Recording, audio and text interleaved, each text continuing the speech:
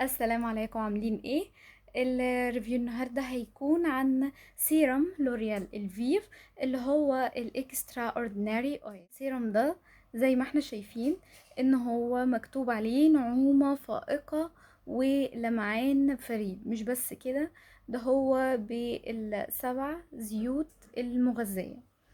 اللي خلاني اجيب السيروم ده ان هو مكتوب عنه حاجات كتيرة قوي. ان السيروم ده ينفع تحطيه بعد ما تغسلي شعرك على طول، ان هو بيساعد في تسليك الشعر بسهولة. مش بس كده، ممكن كمان تستخدميه زي حمام زيت لتغذية الشعر. كمان تقدري ان انتي تستخدميه لما شعرك ينشف، ان هو يديله لمعان ويحافظ على ترطيبه. فبالتالي هو فيه مميزات كتيرة جدا. المهم بقى هنا، هل مع استخدامي ليه لقيت نتيجة منه ولا لأ؟ الصراحة السيروم ده انا لقيت نتيجة منه في حالة واحدة بس. هو فعلا لما جيت احطه بعد ما غسلت شعري ساعدني ان هو يتسلك بكل سهولة. مش حتى ما شعري بينشف ومثلا بسلكه وما بعرفش، بحط من السيروم ده فعلا بيساعد ان الشعر ان انتي تسلكيه بسهولة. اما بقى حتة التغذية والترطيب ده الصراحة ما شفتهاش في السيروم ده. السيروم ده كان سعره 167، كنت جايباه من على موقع نون. كان نازل ساعتها عليه سيل، كان تقريبا ب180 او حاجة اغلى من كده تقريبا، يعني ده اللي انا فاكراه. طريقة بقى استخدامه ازاي؟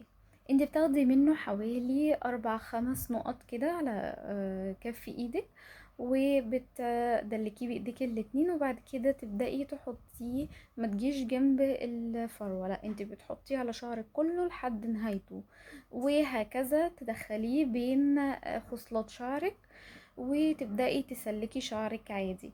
هتلاقي فعلا ان هو سلك لك شعرك تمام. طب ينفع تستخدميه كل يوم؟ لا، ما ننصحش انتي تستخدميه كل يوم، يعني عشان برضو شعرك السيرم بيعمل طبقة عازلة بين الشعر وبين برضو المغذيات.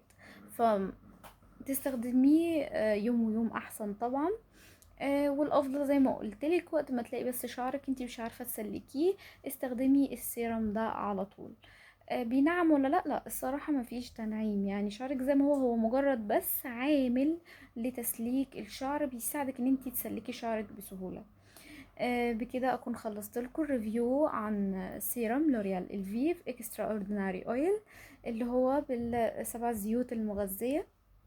وقلت لكم نتيجة تجربتي معاه وطريقته، وايه اللي انا لقيته منه، وتشتريه ولا لا. ما تنسوش بقى تدعمونا بلايك وشير للفيديو، وتشتركوا لو لسه مشتركتوش في القناة.